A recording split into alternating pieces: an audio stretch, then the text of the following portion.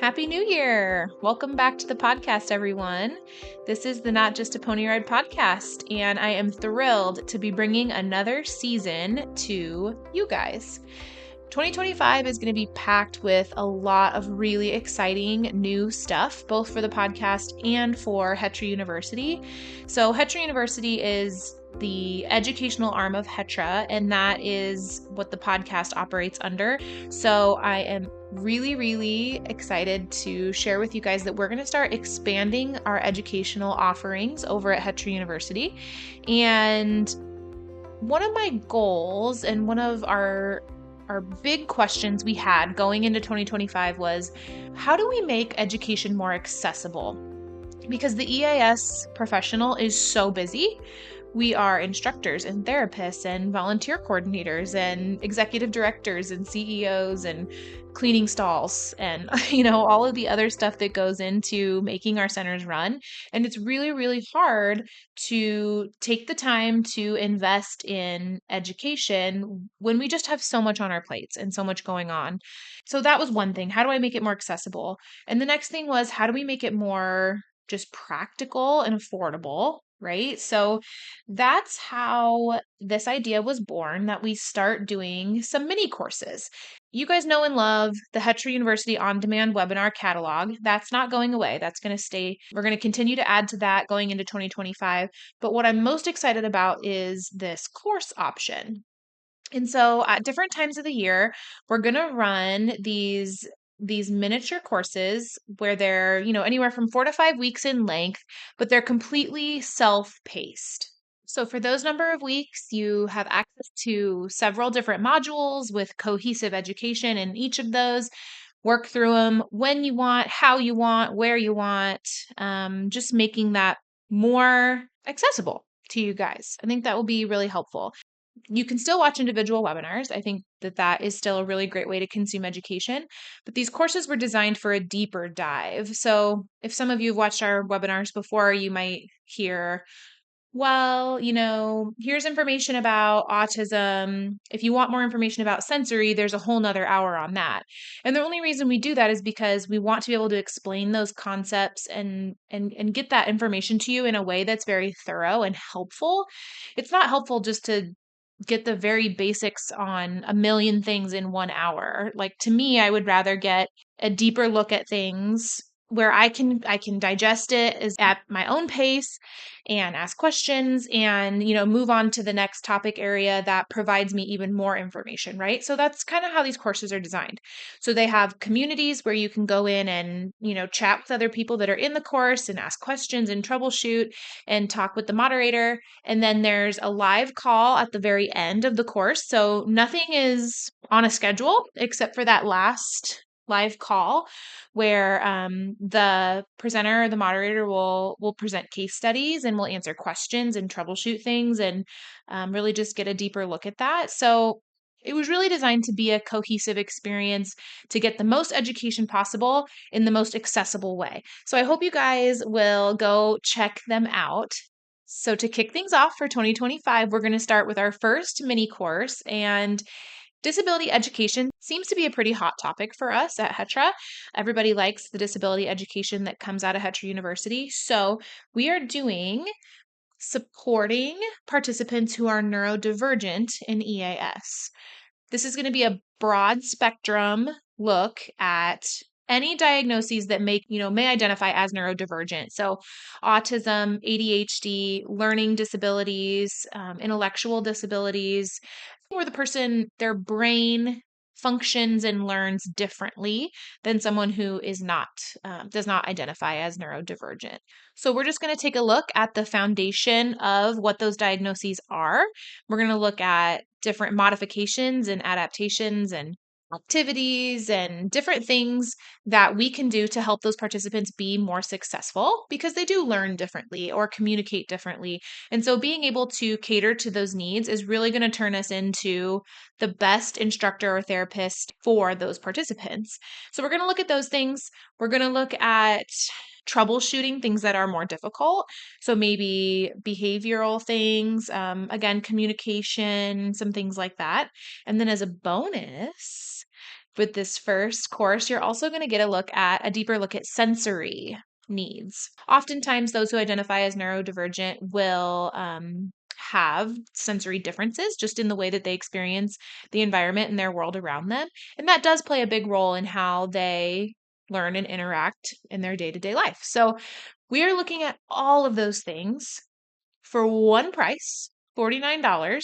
So for $49, you get all of that. You get all of those modules, you get PDF downloads, access to the community, access to that live call and live case study coverage at the end of the 4 weeks. You get all of that for $49. So that's a ton of education, priced super, super affordably, we think, for the EAS community.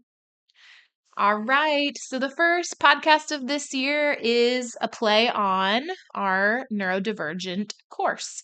We are going to look at ADHD today, and this is a replay from episode 58, and it was a really popular episode in season 3. So we're bringing that back to give you guys a taste of what the education at Hetra University is like, and hopefully you'll enroll with us in the course.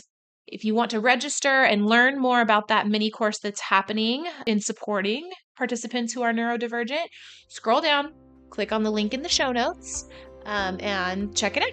Enjoy.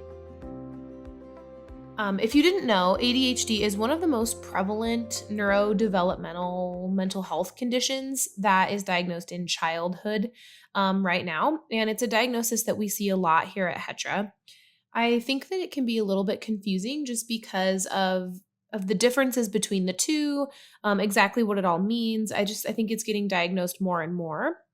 So I just really am hoping to shed some light on the diagnosis itself and then get into some tips and tricks that we can use to actually help our participants in the arena be as safe and successful as possible if they have a diagnosis of ADHD or ADD. Let's get to it. So ADHD is attention deficit hyperactivity disorder, and the ADD is attention deficit disorder. Let's just kind of specifically start first about like attention, right? These are both inattention related, difficulty with that. Attention is just really being able to orient and focus and shift your attention, sustain your attention for long periods of time. It's really the ability to actively process information while tuning out other details. When I was in grad school, I had a professor kind of relate it to think of your attention like using a highlighter. So when you read a passage out of a book, you kind of pick out specific key facts to help you understand things. Those specific things stand out to you, so you highlight them, and then that helps you kind of understand the passage as a whole. So your highlighter is like your attention, right? But it's so much more than just being able to focus on that one important thing that stood out. It's your ability to filter out all of the other information that maybe wasn't as important or that you didn't need to help you understand. So the stuff that you didn't highlight, sometimes that's where some of the difficulty comes from with attention disorders. We have difficulty attending to a task or an activity or an instruction, but we also have difficulty filtering out all of the other things around us and information that's coming at us too. So we'll get into the differences between the two and kind of the specific symptoms, I guess, that go with each side of that. But really what we're looking at is just developmentally inappropriate levels of attention. So for your age, you can't, hold the attention, sustain the attention or get the attention that you need to complete activities in your daily life. The second part of that is that it has to be impairing some kind of adaptive functioning like at home or school or social situations. So not only do we have that kind of inability to maintain your attention, but it's also really starting to impact your life in more than one area. So, for adults at work and at home, for kids at school and at home, or, with your friends, with your peers, that kind of thing. So that's kind of how they get into diagnosing it as not just, well, I kind of have I'm kind of distractible and you have ADD or ADHD, is that you're really seeing a lot of functional impact in your ability to do the things that you need to do in your day-to-day life. As far as how it's diagnosed, there really isn't a biological test, like a blood test or something that confirms that you have ADHD or ADD. But really, it's just interviews and rating scales, assessments that psychologists use to kind of rule in or rule out symptoms and make the diagnosis. Again, we're going to make sure that kind of the list of symptoms I'm talking about, the psychologist would want to see that present in more than one, setting of your life, and that they result in that functional impairment. So the difference between ADD and ADHD really lies, in the description of the symptoms.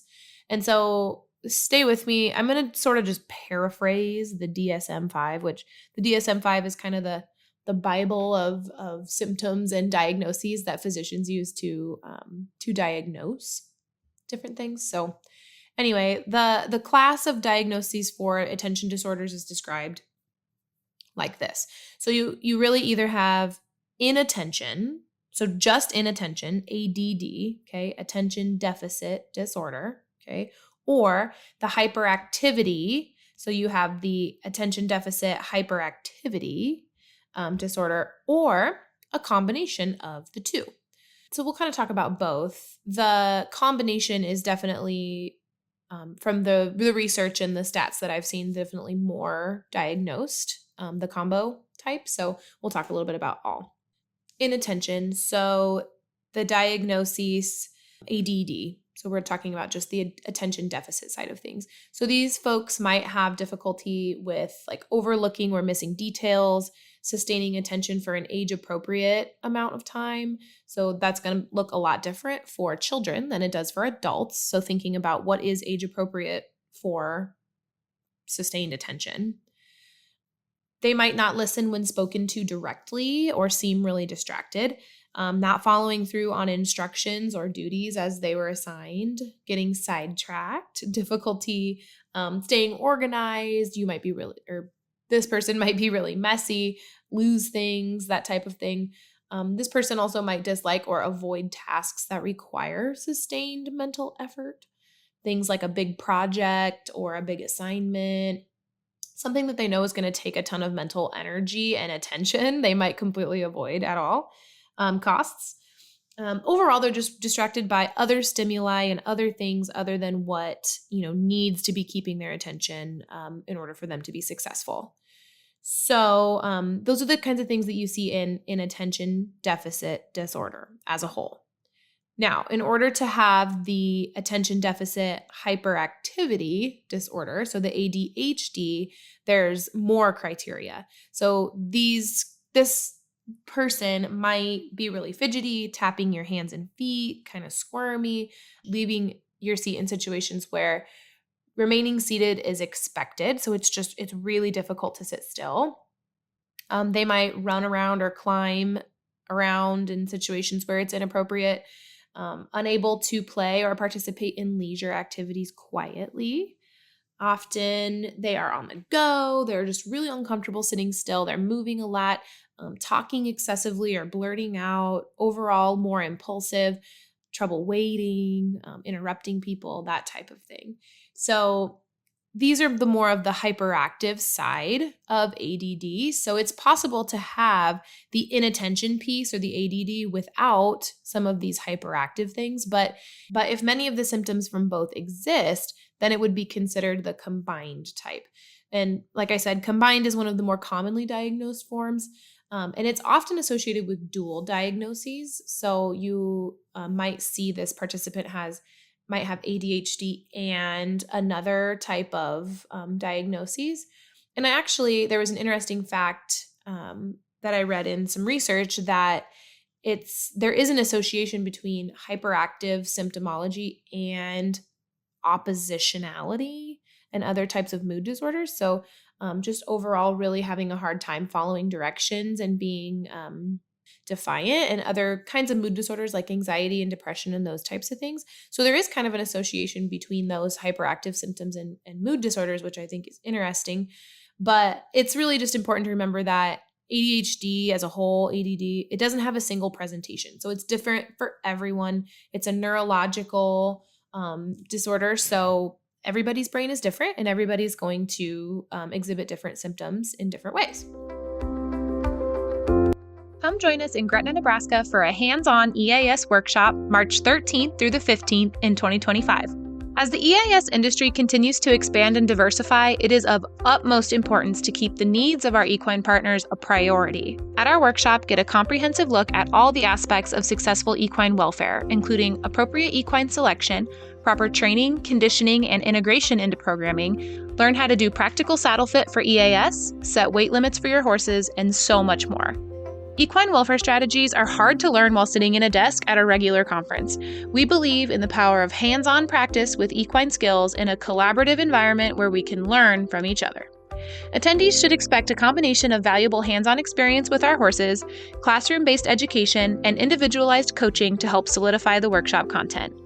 Get the entire 2.5 days of content for just $125 with our early bird registration discount available till January 1st.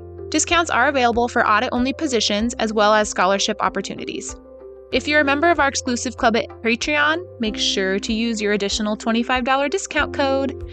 To register and get all the details, head over to hetrauniversity.org or click the link in the show notes below. We hope to see you in Gretna this March. When people with ADHD are children, a big concern for families is the academic achievement side of things.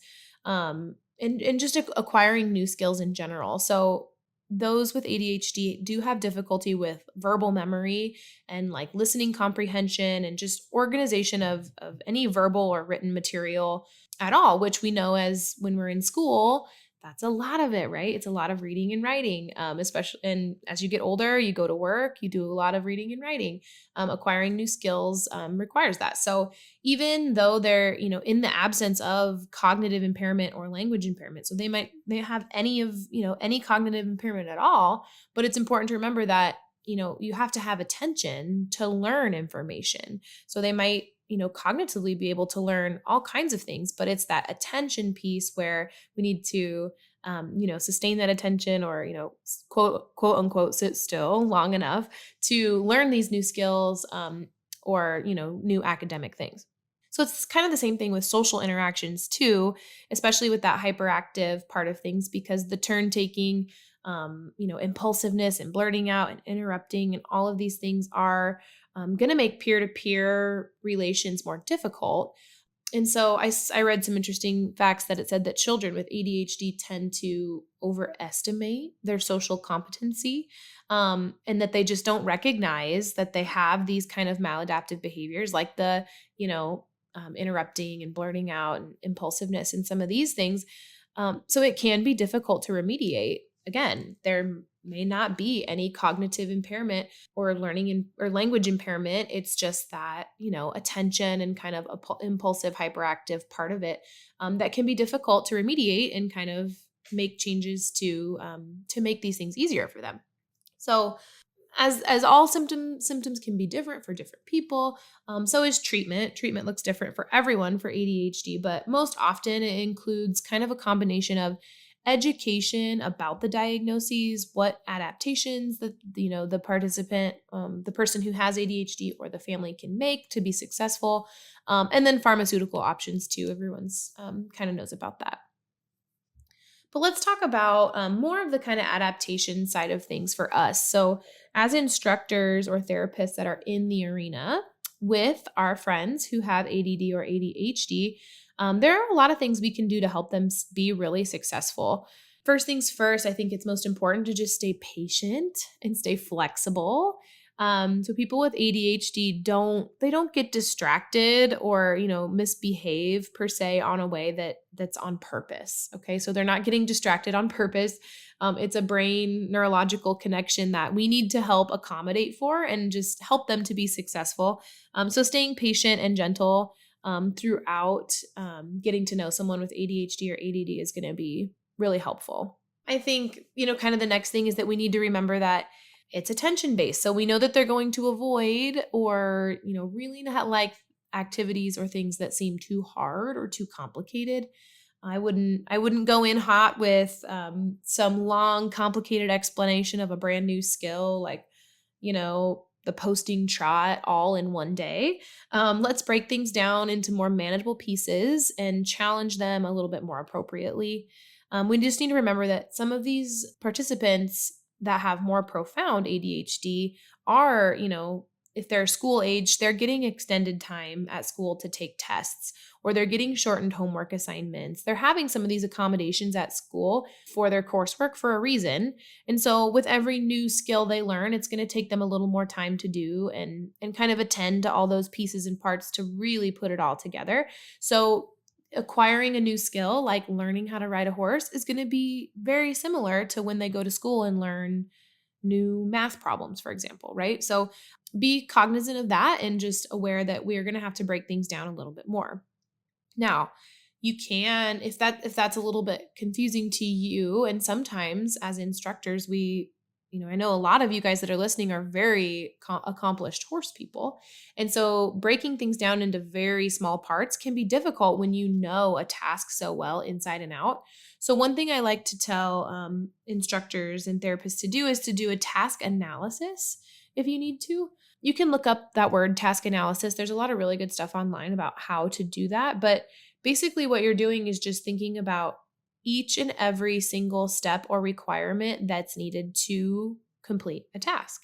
And obviously, the better you know an activity, the less you have to break it down if you're teaching that to someone that knows that a little bit better. But for someone that's brand new learning an activity or task, you may have to break it down into very, very small pieces, smaller than you would even think. So look up task analysis and do some of that if you feel like you need some help on how to break that down. The next thing is to just give lots of breaks. So let them walk on the rail or give them a chance to chat with their sidewalkers a little bit if they want to. Give them a break from those very attention heavy tasks.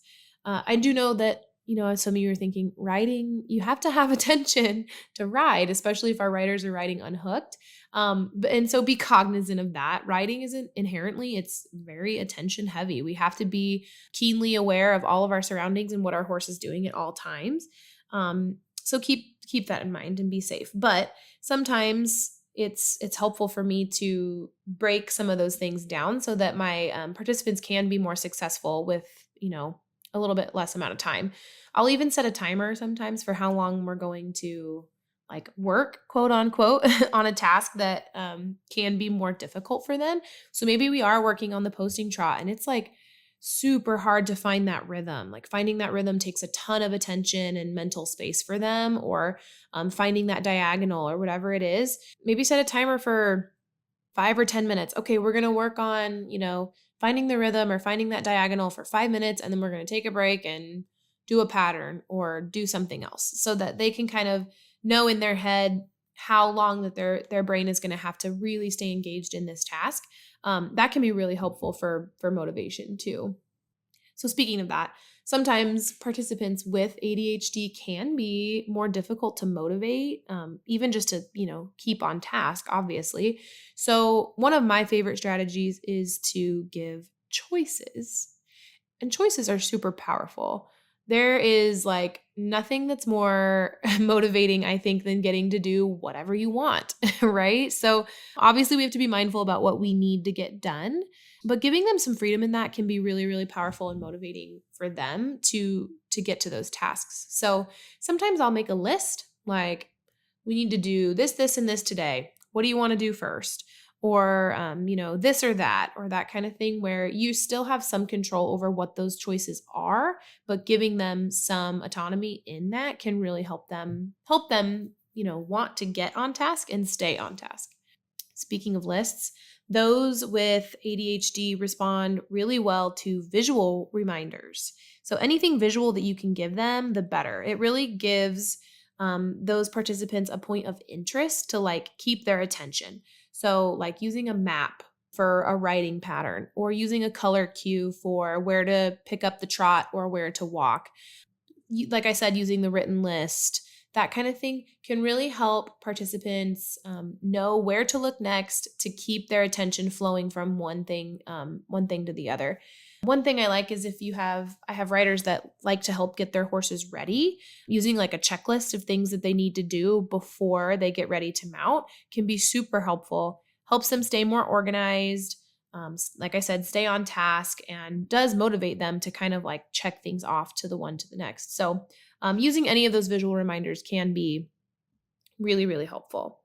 As far as keeping them engaged in tasks, movement is great. And this is going to be different for every participant, but these, especially participants that have ADHD, where they are a little bit more hyperactive and like to be moving, sometimes keeping them at the walk on a rail while giving them directions can be more helpful than maybe bringing them to a halt and giving them a direction. Because that movement is actually going to help kind of satisfy that part of the brain and keep them more attentive on the directions that you're giving them. Just those with ADHD tend to be more active learners in general. So they like to be hands-on, really engaged with kind of this try it, learn it sort of situation, and experience things themselves. We obviously want people to be safe. So if we can help facilitate something in a way where they can be safe, but they can also try maybe a new skill by themselves and then troubleshoot it with you. If we can do that in a safe way, that might actually be more impactful for their learning than just saying, this is how you do it, right? I was talking to someone the other day about backing a horse in an L, I think it was. And, maybe if they already know how to back their horse safely, then, and they know how to steer and they know how to do some of these prerequisite things, maybe we let them try it and just see, if they can, as long as they can stay safe and make good choices, maybe we let them try it first and then say, well, what do you think went well? Or why don't you think that worked? Kind of allowing them to be more actively engaged in their learning can really make a big difference. And I guess as far as, safety and those things are concerned, I think routines and expectations are going to be two really key things for our participants with ADHD and ADD. Keeping, rules short and sweet and just build a regular, consistent routine where they know what is exactly is expected, what's, the safe behavior, the safe choices, and kind of what they should be doing. That way it can be more global. And as they learn, they know that that's kind of the baseline expectation from where they need to begin all of the other activities and things that we do in the arena. So on the same note of kind of consistency, I think pairing riders with a good, consistent team can be super helpful. We know that's not always possible, right? Like keeping things routine and the same in the arena, working with live animals, not always the case. Or, volunteers with their schedules ever evolving and changing. Not always possible. But we just remember that those with ADHD are, might need a little more supervision. Best case scenario is that we can allow our participants to be as independent as possible, but with that kind of layer of supervision that can give gentle reminders, because this diagnosis comes with a level of just inherently comes with a level of forgetfulness and that distractibility piece, right? So say they forget that they need to have 2 horse links between their other horse friends in the arena and them. Do we have something in place to where we can kind of supervise and safeguard that while also allowing them to try it themselves and really try to be independent? Having a good volunteer team can really be key for that to help give those gentle reminders. But obviously, we want to be safe. And as much as we want to be, in a class of 3 or 4 participants, it's hard to micromanage every single thing. So I think that's something that we also need to keep in mind as we start to unhook participants and really start them, on this independent journey of horsemanship, is just keep that in mind that they might need more reminders and that type of thing. So we could have the best of both worlds, the independence and the safety, if we just do a little bit of planning or place them with, some key volunteers that we know could really help them. And I think sort of a theme, a river that runs through all of these tips is that there's so many different ways to teach one skill. And I think a lot of that comes down to the teaching strategies that we use. And that's not only helpful for just ADHD and ADD, participants that have that diagnosis. It's really helpful for all learners to learn things in different ways. And so, kind of as a side note, I did do a webinar on different learning strategies and teaching skills to help kind of teach to each of these different, ways of learning. And I actually had planned for it to be the free webinar in August, but as a gift, I think I'm going to go ahead and launch that free webinar a week early for July and last week of July and then into August for our Patreon subscribers. So if you're listening and you are on our Patreon, and if you're listening and you're like, what the heck is Patreon? I'll describe it. So Patreon is our subscription-based service. We post free webinars there every month, different administrative things, like we shared our social media policy last month and some just other things that we're just trying to let people not have to recreate the wheel all the time. And so it's just another way to stay plugged in with Hetra and what we're doing and really other, centers and organizations too. So head over to Patreon. It's only $5 a month and you get lots and lots of cool things with that. Anyway, if you join, you get that free webinar for this month. So that can be really, really helpful when you're starting to think about different diagnoses and different way to teach things, because we just want people to be successful. And if all we had to do as instructors is just change the way that we teach things just a little bit, that seems like an easy enough thing for us to do to help everybody really enjoy their experience. So, learning some of the details about these diagnoses can really help us start to apply some of those different strategies and where we think they might go best. Again, I'm not an expert, but my background as an OT can really, I think, help give you some general information and tips and tricks for helping everybody be as successful as they can be. So that said, I think that about wraps it up for ADHD, ADD. If you have any questions, come over to the Facebook page and shout them out. We're going to keep doing these kind of diagnoses spotlights here and there. So if you have a diagnosis that you want to learn more about, let us know too. And maybe that will be the next one we do. All right. Thanks, everyone. Don't forget, if you want to learn more about ADHD and other diagnoses who might identify as neurodivergent, we have that exciting mini course happening. Registration closes January 20th, so don't wait. Scroll down, click on the link in the show notes below to get more information and to register. That's all for today, but until the next episode launches, scroll down to the show notes and click on the link to get plugged in with us on Facebook, Instagram, or our exclusive educational club at Patreon. This podcast is presented by Hetra University, the educational arm of Heartland Equine Therapeutic Riding Academy in Gretna, Nebraska. Hetra University's mission is to provide high-quality educational offerings to the EAS community. Check out all the Hetra University has to offer at www.hetrauniversity.org.